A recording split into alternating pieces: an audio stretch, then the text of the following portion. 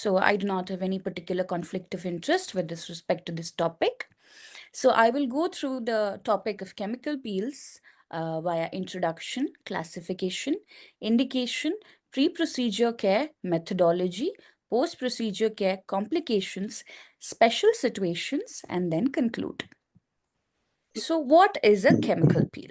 So chemical peeling is a procedure where a chemical agent or a combination of agents of defined strength are applied to the skin, causing a controlled destruction and subsequent rejuvenation of the skin. Technically, you can use the word chemoexfoliation as well. So our aim is to cause destruction at the required depth without any scarring.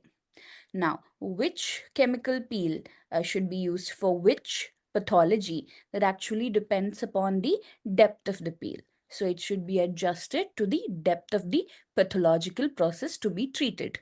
Only then the desired result will be achieved. You cannot use a superficial peel for a dermal pathology. Now, a little history.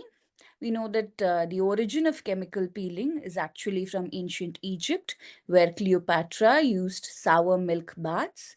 We know sour milk would contain lactic acid. Subsequently, Dr. Tilbury Fox came up with the phenol peel. Then Dr. Paul Gerson Unna described resorcinol, salicylic acid, phenol, and TCA in 1874. Then Van Scotten Yu studied the alpha hydroxy acids such as glycolic acid. And then in the early 20th and 21st century, we got our modern peels. Now coming to the important classification of chemical peel. Now here we are dividing it according to the depth of the chemical peel. So it will be very superficial, medium, and deep. Now, the very superficial peel, the place of action would be your entire stratum cornea. So those include 30 to 50% glycolic acid and other AHAs like lactic acid, mandelic acid, Jessner solution, which is a proprietary peel with 4 contents. I will come to that. So 1 to 3 layers of Jessners would be very superficial, but if you go to 4 to 10 layers, you can see it would be superficial. Now, 20 to 30% resorcinol for a few minutes would also fall under very superficial. Now, superficial peel means the entire epidermis is affected. So that will be 50 to 70% glycolic acid, more coats of Jessners, BHAs like salicylic acid, 40 to 50% resorcinol for around 60 minutes, and TCA 10 to 30%. So you can see that the depth will vary according to the concentration of the agent, the time that you apply, and also the number of coats. Now, medium peel will be 70% glycolic acid for a contact time of 30 to 30 minutes, 35 to 70% TCA, and various combination peels as well. Now, a medium peel would damage the epidermis and the papillary dermis and the upper reticular dermis as well. Now, a deep peel is not something we attempt in our patients of color, in the skin of color, but are used by Caucasians. So that would be your Baker-Gordon phenol formula, which is a phenol peel with a particular additives and plain phenol 88% as well. So this will damage the epidermis and the dermis up to the mid-reticular dermis actually. So that would be your classification based on depth. Then we know we are very familiar with our AHAs and BHAs, that is alpha hydroxy acid and beta hydroxy acid. So alpha hydroxy acids are the water soluble peels such as glycolic acid, lactic acid, mandelic acid, which are comparatively a hydrating kind of peels. Now BHAs are fat soluble, so they can penetrate deeper into the sebaceous glands and such, and hence they have a keratolytic action as well, and they can dry out the skin as well. Now coming to the classic peels, the basics. So that will be your glycolic acid. Commonly used percentages are 20, 35, and 70. TCA 10, 25, 35 is what we classically use in our skin of color, but we know that for procedures like TCA cross, you can go for higher percentages like 70 to 100%. Or if we do chemical cautery, which is another a part of the peeling, there also we will use higher percentages. Salicylic acid, commonly 20 and 30% is used. Then we have our newer peels. For example, retinoic acid peel, yellow peel, which may contain additives such as kojic acid or vitamin C as well. Ferulic acid, mandelic acid derived from your bitter almonds, good for pigmentation and acne. Lactic acid. Black peel is again a proprietary peel with the fixed combination of salicylic acid, potassium iodide, black tea, blackberry extract, and black vinegar, black acetic acid as well. Cosmelan is another proprietary peel which is azelaic acid based with kojic acid and a very particular home care system. Polyhydroxy acids and phytic acids as well. Then there are certain combination peels that you should know of. What are the specific combination in it as well? For example, Jessner's peel contains 14% each of salicylic acid, lactic acid, resorcinol in 95% ethanol. Now, they had to modify the Jessner's peel because the resorcinol component was causing a little bit of contact allergy and pigmentation. So, if you substitute the resorcinol with 8% citric acid, you get modified Jessner's peel. Then, like I mentioned earlier, the Baker Gordon peel, which contains 88% phenol, croton oil, septisol, which is basically soap, and water. Now, while we are talking about different types of peels, we can also classify them based on how we use it. So, sequential peels means more than one peel at a time is used in a sequential manner, as the two peels may not be compatible in a single formulation. That is, we use the first peel, we neutralize it immediately, and then we use a second peel, because these peels cannot be combined together because the pH is different. They will not be stable. But if we want both the effects, then we can use one after the other. The first peel usually enhances the penetration of the second, thus increasing the depth without increasing the concentration or the side effects. So there are a few named sequential peels. That is the Coleman's peel, that is glycolic acid 70% combined with TCA 35%. Brody's peel, that is solid CO2, meaning your dry ice or your cryo slush, combined with 35% TCA. Jessner solution followed by 35% TCA is your Monheat's peel. Now, this combination may be adjusted for our skin of color by decreasing the concentration of TCA to 15% or so, because again TCA 35 is a very strong peel for our skin of color, because our skin of our color is prone to PIH.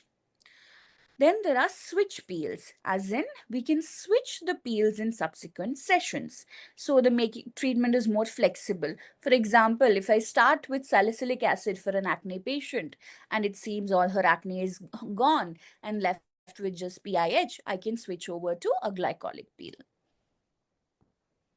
Then segmental peels. So this is again individualizing to the patient. So you can use different peeling agents in different cosmetic units of the skin at the same session. For example, so a patient has a very oily T-zone and dry cheeks. So you can use a gel-based salicylic mandelic acid peel in the cheek area and an alcoholic-based one on the forehead and nose. Why this matters is a gel-based one is more hydrating, whereas an alcoholic one is more drying. So that'll be good for the nose T-zone area. Then there is something called a punctuated peel, again more used in the Caucasian population. In this, 88% phenol is applied in a punctuated manner in the static wrinkles to promote rejuvenation.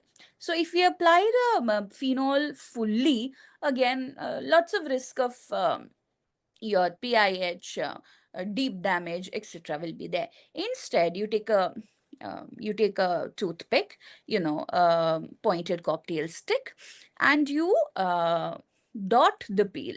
You apply it in a pointed, interrupted manner, 3 mm apart, precisely within the wrinkles. So this is reducing side effects. We know that phenol peel requires cardiac monitoring and such.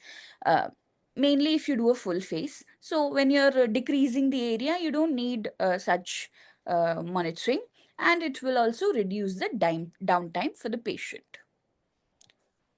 Now coming to the mechanism of action of these peels.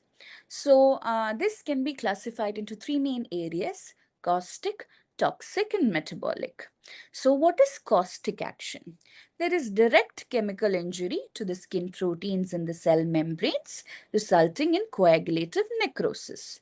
So here there is protein denaturation, a coagulum formation, and we know that because of this protein coagulation, there is visible frosting, whitening of the skin, classically with TCA, phenol, and silver nitrate.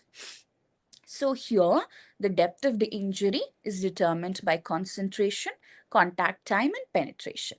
And the classic example is TCA. Then toxic action. Here, cellular death occurs by a specific chemical cytotoxicity independent of simple protein coagulation. And subsequently, cytotoxicity leads to apoptosis or necrosis of the cells. For example, salicylic acid is lipophilic, keratolytic, and bacteriostatic through Cutibacterium acnes.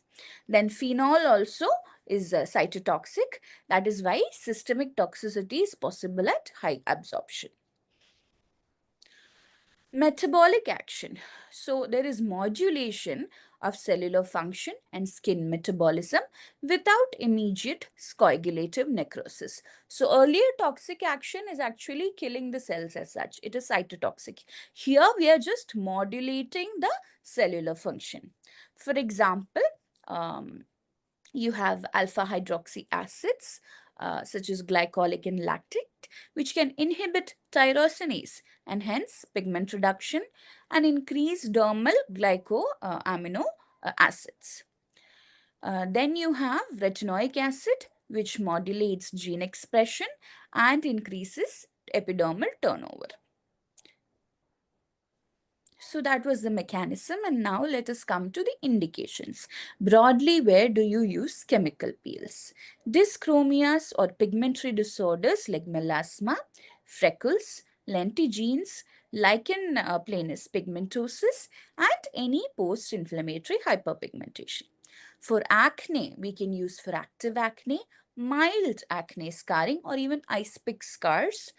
Again, PIH and seborrhea. Now, cosmetic indications: fine wrinkles, photoaging, rough skin for skin glow, uneven skin tone, then keratosis pilaris, acanthosis nigricans, and macular and lichen amyloidosis. Now, how do you choose the right peel? Like I said, correlate it with the depth of the pathological process. So, for epidermal pigmentation, you will go for superficial peels: salicylic, glycolic acid, mandelic, kojic, lactic retinol, or a combination. For dermal pigmentation, you will have to go for medium depth peels, glycolic and TCA, or a combination or sequential peel. For active acne, you can go for salicylic, mandelic, or a combination, retinol peels, lactic acid if the patient is having a little sensitive skin. Mild acne scar, we are mainly talking about post-inflammatory hyperpigmentation or very shallow scarring. You can go for salicylic, glycolic, TCA, mandelic, or a combination, or you can combine this with procedures like subcision and CO2 laser. Skin rejuvenation, glycolic acid, salicylic retinol, ferulic acid. Skin glow, as in if a patient comes to you, they've got an event coming up, you can use mildly hydrating peels like glycolic 20, lactic acid, or vitamin C based peels. Now coming to the selection of the patient. Any which patient who comes to you asking for a peel, you cannot do a peel. You have to select the patient depending upon the indication of the chemical peel. So first, like I said, assessment of the patient's motivation for chemical peeling and their expectations of treatment. We know that what sort of results we can get from a chemical peel, we know, but they do not know. They will come with the expectation of their skin getting completely clear with a single peel. So we can't do peel like that.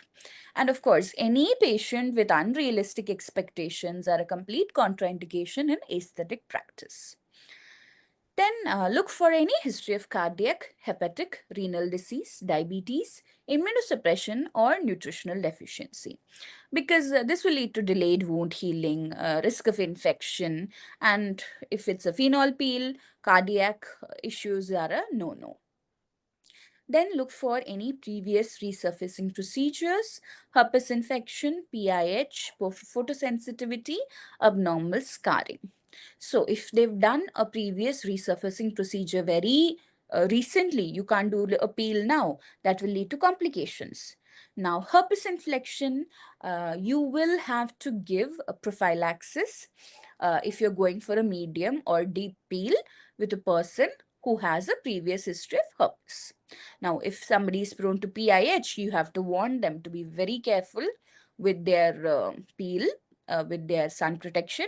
Otherwise, they'll be prone to getting PIH. Now, abnormal scarring is definitely a contraindication for medium and deep peels. Now, anybody who has undergone prior radiation and X-ray therapy, they will reduce the density of adnexal structures, delaying reepithelialization and increasing the risk of scarring with medium and deep peels. So that would be a relative contraindication. Similarly, any recent facial surgery with significant undermining, large flap repairs and rhytidectomy, this can alter cutaneous blood supply and impair wound healing. Any concomitant dermatological condition that may worsen with peeling, like eczema, psoriasis, vitiligo, rosacea, or seborrheic dermatitis, this would be a relative contraindication. Treat the illness first and then we can think of peels. Now, the use of isotretinoin in the previous 6 months, this used to be considered a proper contraindication, but again, it is controversial. There are dermatologists who do go ahead with peels. Superficial peels are definitely safe, but again, it is better to be safe than sorry with respect to medium depth and deep chemical peels. Use of photosensitizing drugs, hormonal agents, and OCPs. This will increase risk of PIH. So either you delay the peel or counsel properly regarding proper sun protection. Also ask about their occupation, indoor or outdoor. To be honest, it is very difficult to do chemical peels for patients who have an outdoor job because the sun protection will never be proper and it can lead to PIH. So you have to be careful. You have to counsel properly as well. Pregnancy and lactation status, you have to inquire because only a couple of peels like glycolic and lactic are safe in pregnancy and lactation. All right, so now that we've selected the patient, we have to do some pre-peel care, that is priming. So priming includes all pre-treatment and preparation activities that are performed on the skin prior to chemical peeling. So why do we do this? We do this to thin the straightened corneum, enhance the penetration of the active agent, ensure uniform penetration of the peel, accelerate healing, detect intolerance of any agent, and it also enforces patient compliance. So, for example, if the patient is not able to tolerate glycolic acid creams, they're not going to tolerate glycolic acid peels. Then, if a patient is not in the habit of wearing sunscreen, if you tell them all of a sudden after peel to wear sunscreen every 3 hours. They won't be able to do it. So, but if they start the habit 1 month prior, it is, going to enforce a better patient compliance. So the priming should begin at least 2 to 4 weeks before the peel, and it should be ceased 3 to 5 days prior. Not everything should be ceased, only the active agents they can stop around 3 days prior, because an active agent like tretinoin will sensitize the skin a little bit, so it is better to stop at least 3 days prior. Now, the main thing is to limit their UV exposure and apply a broad spectrum sunscreen with an SPF of at least SPF 50 plus that blocks both UVA and UVB each morning. This is the number one thing of priming. Then you can go for active agents, commonly tretinoin 0.025 to 0.05 cream for a minimum of 2 weeks, preferably longer, to avoid pre-peel irritant dermatitis, because you know that with tretinoin the skin gets worse before it gets better. And this tretinoin can be restarted after the procedure once the peeling part of the active peeling is complete. Then if individuals prone to PIH, you can apply hydroquinone at least 2 weeks before and reintroduced 1 or 2 weeks post-peel. Other topicals like glycolic 5 to 10%, salicylic acid 5 to 10%, kojic, azelaic, and topical corticosteroids are also used in some very sensitive patients to prevent excessive reactions. Now, avoid waxing, electrolysis, and dermabrasion for a minimum of 3 to 4 weeks prior to chemical peeling. And like I mentioned earlier, individuals with a history of recurrent herpes infection, you need to give systemic antiviral treatment prior to medium depth and deep chemical peeling. So that would be start the medicine 2 days before the peel and continue for 7 to 10 days. You can go with acyclovir 400 mg BD or TID, or valacyclovir 500 mg OD or BD. Now, immediately pre-procedure, the patient has come to you. Now, first, you take photographic documentation of the illness, of the current situation of the patient's skin. Take an informed written consent. Then, going to the peel, let the patient wash their face thoroughly. Then, you go and degrease as well with acetone. Petroleum jelly or zinc oxide paste may be applied to the lateral canthi, the ala grooves, nasolabial folds, lips, and oral commissures to prevent pooling of the peeling agent in these areas. Now, we have to keep some precautions ready, mainly cold water to neutralize, bicarbonate solution to neutralize, and a syringe with saline to flush. If at all peel goes into the eyes or something, you need to flush it out. So keep all of these ready before you start the peel. Now, let us start applying the peel. Typically, any peel, let's say glycolic, you take around 2 to 3 ml in your glass container before starting the application. You can apply the peel with a brush, a cotton-tipped applicator, or a gauze with uniform pressure. Now, this diagram you can see. Are you able to see my cursor? Because I am not. Okay. I'm just using the cursor. Can you see the cursor? Yeah. Yes, sir. So we'll start with these areas A, B, C, D. These are the main areas, not too sensitive. We start there. Then we go E, F, and then around the eyes. So while we do the peel, we have to feather the margins so that there are no demarcation lines. Now, once we apply the peel, we will watch for the end point. I will come to that. Once the end point is reached, neutralize with cold water or bicarbonate solution. Subsequently, apply moisturizer and sunscreen. I'll just show a video of the peel application. So I've applied a zinc oxide paste to the lateral canthi, the sides of the nose, and I've started the peeling. So one, you're supposed to finish the peeling in around 30 seconds. Quickly, you're supposed to do it. Two, try to apply uniform pressure. Here I start from the periphery because when we start applying the peel initially, that first deposit will have a lot of peel in it, the tip of the brush. So I prefer to put that on the periphery rather than the center of the skin because the center is more sensitive. This is a 35% glycolic peel being used mainly for just a simple glow indication. So very quickly, within around 40 seconds, I've finished application of the peel. That is how it ideally should be. Sorry.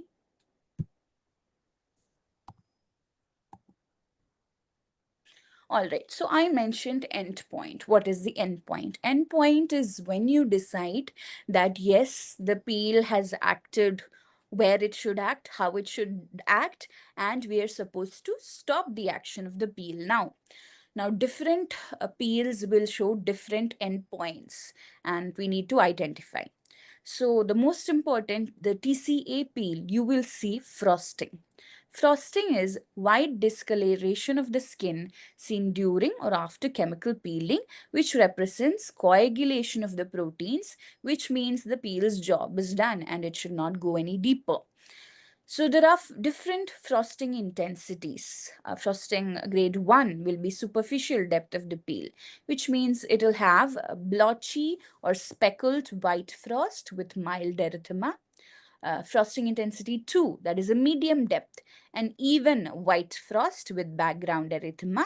A deep peel with a solid white frost, no background erythema. So I'll just show the picture. So that will be the first one will be your mild frost. You can see background erythema, blotchy frost. The second, level 2, you'll see a confluent light white frost with background erythema. Level 3 frost will be a solid white frost without any erythema showing through. So this is Caucasian skin. This is one of my patients. This will be a grade 2 frost. I hope you can see, I can't show the cursor again. You can see the erythema at the periphery. You can also see the erythema showing through. So this will be a level 2 frost, which is, to be honest, more than enough in a dark skin patient because we are prone to PIH. So that will be your frosting in TCA. Another sign that was traditionally used is epidermal sliding sign, also called the accordion sign, where if you try to push the skin with a cotton bud, you will actually see it sort of slip off. In our normal skin, it won't slip off. It will just bounce. But this one, you can see the skin slipping off. This is showing actually that peel has reached the papillary dermis. It has damaged the proteins of the papillary dermis. So the epidermis is actually sliding over the dermis. So this is an endpoint. You should not apply anymore. You should neutralize immediately and stop the peel. So that was TCA. The endpoint is frosting. Now glycolic acid will simply show erythema. So if you see a uniform erythema, you stop, neutralize with bicarbonate solution and stop the peel.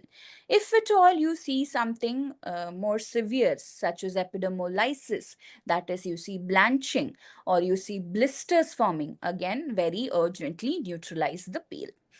Now, salicylic acid, you will see something called as pseudofrost. That is, it is not true frosting. Salicylic acid does not coagulate the proteins. What you see is actually crystallization of the salicylic acid crystals once the alcohol is evaporated off. So that is an endpoint. How to differentiate between pseudofrost and frost? Yeah, here you can easily see it's actually looking like little crystals, unlike the other frost. Now, pseudofrost can be wiped off, whereas true frosting, you cannot wipe it off with anything because the proteins underneath have coagulated. Now, not all salicylic acid peels may show pseudofrost because some may be gel type. So, how will you know? Typically, we keep the time at 3 minutes only. By then, the action will be done. But you can also see if the burning sensation of the peel is gone off in salicylic acid, that is an endpoint. You can neutralize and stop the peel. So I talked about endpoints, and I also talked about contact time and neutralization. So you know the endpoint, you know the neutralize. Now let us roughly talk about the timing. How long to keep the peel on? That is your contact time. Uh, Ideally, you individualize the patient and you look at the endpoint and stop. But when you're starting off, you will need a little bit of guideline. That is where contact time comes to play. So with glycolic acid, 20 to 70%, you start slow with 1 to 5 minutes, and you can increase in subsequent sessions according to how the patient tolerates it. So you can even go up to 30 minutes if you are an advanced practitioner. And glycolic acid and lactic acid and such, they actually require a sodium bicarbonate solution, 10 to 15%, to neutralize. This is ideal, or even you can use cold water. A lot of practitioners prefer that, because what happens with sodium bicarbonate is it is an acid-base reaction which is occurring. So that will heat can be uncomfortable to the patient. So even cold water can neutralize, no issue. Lactic acid, again, mild peel. You can go for 2 to 5 minutes. Mandelic, 2 to 5 minutes. Salicylic acid, it is a self-neutralizing peel. It crystallizes of the skin. You don't need an actual neutralization, but you do have to remove the crystals of salicylic acid with normal cold water. Gessner solution applied in multiple clothes. You leave it on until the frosting is seen. It is self-neutralizing, but you can just wash it off with normal cold water. TCA, like I mentioned, it is not time dependent. The penetration is controlled by the concentration of the coats. You stop when the frosting is seen. Now, even though we say TCA is self-neutralizing, we don't really wait for it to completely frost over, because we are a skin of color. So when you see that medium level frost, it is better to neutralize with cold water and stop the penetration process. In Caucasian skin, of course, you can go for a complete frost, but not in ours. Phenol peel, again used mainly for Caucasians. You apply it segment by segment until complete frosting is seen. A retinoic acid peel or a yellow peel, it is actually a gel or cream based peel, and this is something which is a leave on peel. It can be left on for 4 to 8 hours, and you tell the patient to go home and wash it off after that particular time. Azelaic acid peel, 10 to 15 minutes. Kojic acid, 2 to 10 minutes. Combination peels, mostly you will have glycolic in them, so you can just go for 2 to 5 minutes and neutralize with the bicarbonate solution or cold water. Now, post-procedure care. So, like I mentioned, immediately after washing or neutralizing, you apply a bland emollient and a sunscreen, and then only send the patient home. You can also, if the patient is having little edema at that particular time, you can apply cold compresses with the ice covered in gauze or in a glove. So, you have to tell the patients what to expect. They will show a visible peeling depending upon the type of peel. Now, salicylic acid usually does not show any visible peeling. Glycolic, higher strength can, from around 3 to 5 days, they can have mild visible peeling. Retinoic acid peel will show visible peeling from day 3 to around day 7. Similar for TCA peels as well. So this you should tell the patient, otherwise they will be scared. You should also tell them higher strength glycolic and TCA peel, the skin can look visibly darker or burnt looking skin, and that will actually peel off. You have to tell all of this. Then the patients should be instructed to wash the face gently with a non-soap cleanser and to avoid rubbing, scrubbing, scratching or picking their skin. They should not peel off the skin by themselves. It has to fall off on their own. Frequent application of a bland emollient and broad spectrum physical sunscreen. Ice packs may be used for mild edema and burning.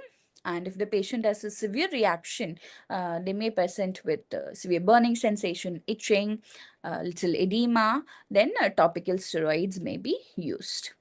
So once the visible peeling is over, once the patient feels the skin is back to their normal uh, feel, they can start the priming products again. Your tretinoin, hydroquinone can be restarted, and you should tell them stop 2 days before the next session of the peel. So the number of peel sessions, again, usually all of these peels we do at a gap of 2 to 3 weeks, and on an average 6 to 8 sessions may be needed.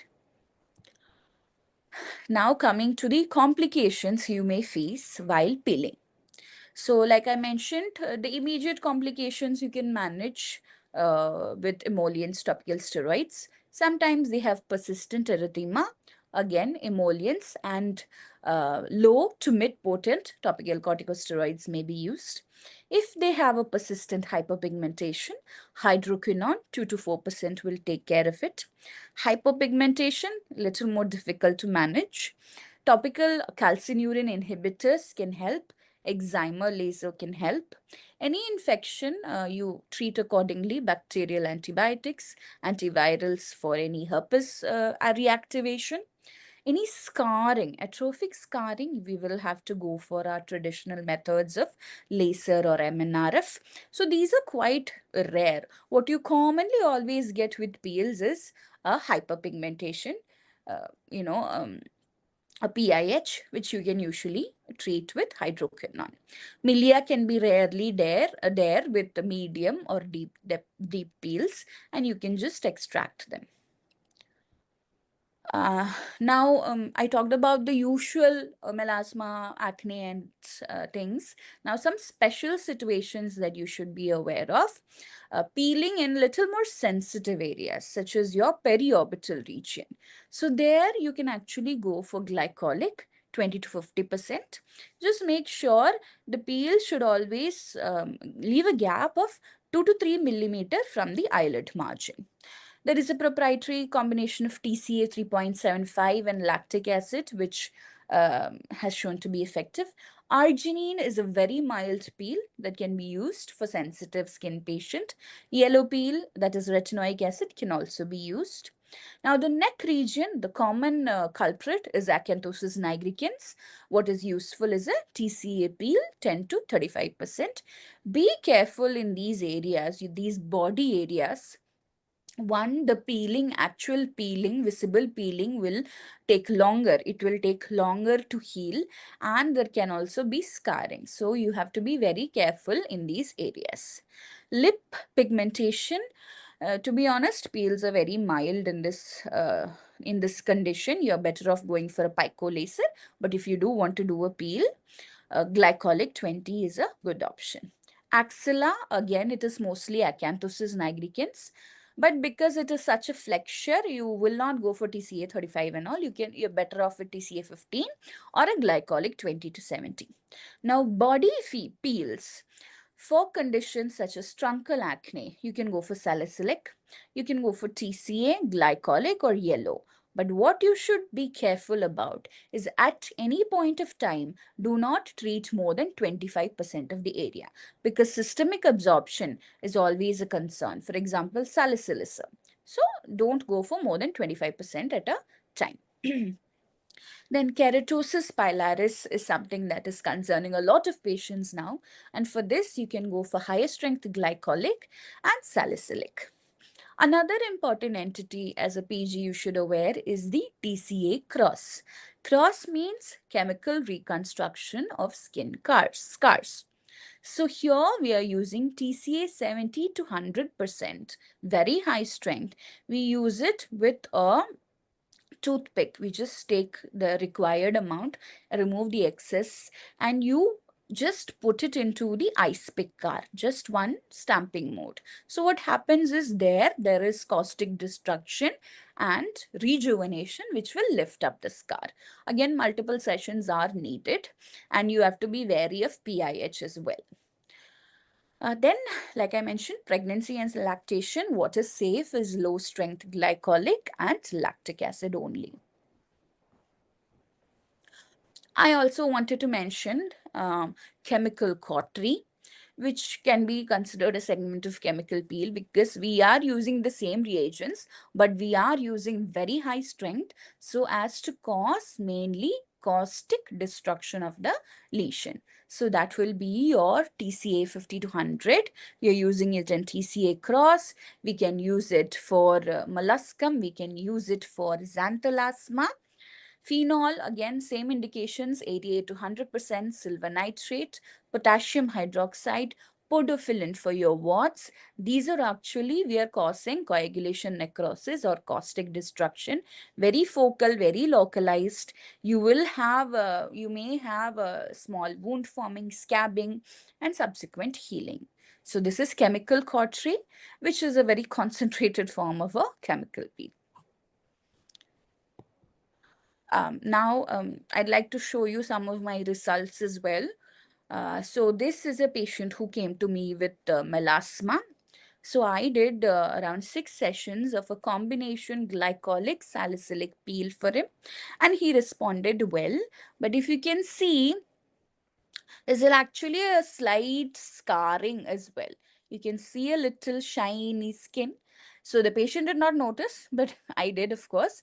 So, but it did respond to scar gel with the silicone allantoin. He did respond. So there will be complications, and you should know how to manage them and not panic.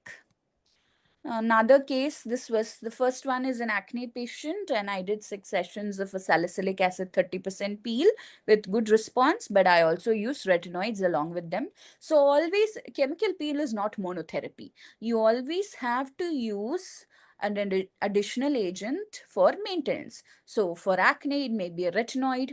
For pigmentation melasma, it may be your tretinoin, azelaic, glycolic, whatever it is, you do need a interim maintenance agent. Now, the second picture, you wouldn't think it's a great result, but again, the patient was happy. So he had some periorbital melanosis and he had very sensitive skin. He was not, I tried glycolic initially, he was not tolerating. So I went with arginine peel, 6 sessions, and patient has been quite happy and maintaining with under eye creams as well. So this patient, acne excoriae, I started with glycolic acid, did not respond much. So I went up to TCA 15%. She responded in around 6 sessions and has been maintaining. Now I would like to show you a complication that I faced that still haunts me. So this patient came to me with severe acne, grade 3, comedonal acne, inflammatory papules, lots of PIH. For some reason, she had been given oral corticosteroids, even though I didn't elicit any history of any fulminants or anything. So she had taken a lot of medications, topicals. So only thing left to do was a peel. So I went with a gel-based salicylic acid 30% peel. She came back to me after 2 weeks with these marks. I'm just using the cursor again. If you can see, these are my brush strokes. So she developed post-inflammatory hyperpigmentation along my brush strokes. You can see here properly. Uh, so to be honest, I'm not 100% sure what the issue was. I always try to take the excess off of the brush, but perhaps I did not do so at that particular day. Another thing was it was a brand new peel. It was a brand new bottle, which means all the acids are very concentrated, very strong. Nothing has dissipated. It was a strong peel. Number three, I remember I had started her on a relatively new sunscreen, which perhaps was not as good as I thought. Anyway, she came back with the pigmentation. But thankfully, I had a good rapport with the patient, and I was able to, calm her down, saying that this is an expected side effects, and I gave her hydroquinone, and the patient responded to the medicine, but it did take around 2 months for the pigmentation to fade off. So the acne actually cleared in this one session itself. Her acne mostly cleared because she came with extensive lesions that all went off. So I managed the pigmentation with hydroquinone, but I have not attempted another peel for her yet. I am managing her on topicals. So, moral of the story, make sure all the excess peel is taken off. So, just wipe the brush on the edges of the bowl, even the edge of the brush. And again, with new bottles of peels, new peels, be very careful, have a light hand. Salicylic acid peels do not pigment like this usually. It is unusual, but it happens. So, to conclude, so chemical peels are a very good stepping stone to aesthetic practice because you don't need a lot of equipment. It is not too expensive. If you know the basics, you will be able to give beautiful results to the patient at an affordable cost as well. So, as a beginner, you have to master the basics of the peel first and start with basic peels rather than going for combinations and such. Um, do not give the peel process to your assistant or somebody, because you have to be there to watch out for the erythema, frosting, and complications and neutralize properly. Then you have to tell the patient that consistent skincare is key, because if you do the peel and you skip the sunscreen, all your efforts are in vain. So that is important. And of course, always photo document and take consent, because the patient may come back to you saying nothing has changed, but you will have your photos to show otherwise. These are my references. All right. Thank you all for patiently listening to me. I hope it was useful.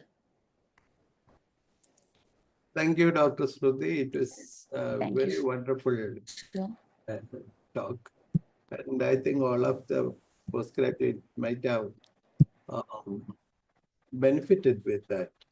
And you, I mean, in a very methodical manner, you started with the basics and then went up to the complicated ones, and your uh, exposition on the care, aftercare, all these are very important. So, I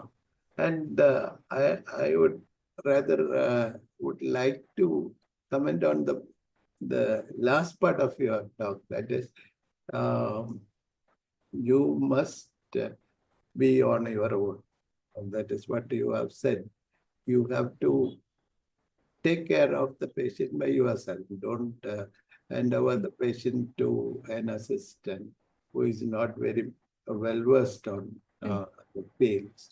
Second is, you have in the last slide, you have said the constant follow-up. That is also very important. So just giving a few sessions of peel, that won't be very useful. Yes. And third is your, you are very truthful to your procedure. You have shown your complications, and that is very good. You you have to show it, and you have to face it, and you have to control it. That is all. No, when it happens, don't shy away or don't send the patient to somewhere else and keep your hands washed off. That is not a good practice. You have to face it, you have to tackle it, and give a good response or a good result to the patient. So that is very important. Your confidence is very important, and your boldness is also important. So these are the things which the newcomers should learn. And I am very happy that you have mastered it and you are in a position to tell it to the younger generation that this is what you have learned over a time, and the advice you have given that you practice with minimal equipment, minimal uh, investment. Nowadays, cosmetic clinics are very expensive with investment. So you can start with the basic investigation, and you are advised that you should start with a very basic thing, and then have accustomed to that, and then go to the next step and next step. And that is how you will build up the confidence, and you will have a very good control of your procedure. So, congratulations, Dr. Sruti, for your timely talk. And I think all the postgraduates might have benefited from this. Thank you. Thank you once again. Thank you so much, sir. I had a very good training from my alumni, of course, and I actually get consistent feedback from Dr. Roshan, who's heading cosmetology at Sir's Institute. So I'm very grateful for all of that as well. Thank you, Dr. Thank you. Thank you, sir. Thank you for the opportunity. I hope the students have benefited. Thank you so much, Doctor. First of all, we just for my extend our gratitude to the speaker, Dr. Shruti ma'am, has given lucid presentation benefit of our pages, and pages participation also seems maybe 60 across India. Peoples were participated. So and also we extend our cordial gratitude to Dr. Ketan sir, was consistently keeping this program and inviting renowned speakers across India. Thank you so much, Doctor. And the link will be available with our resource format people. So within a week it will be available in a YouTube platform. So please make use of your colleagues also for the program. And resource format is always committed for the academic sessions. Thank you so much, Doctor, and have a great day to all. Happy weekend. Thank you, Mr. Naveen. Thank you, ma'am.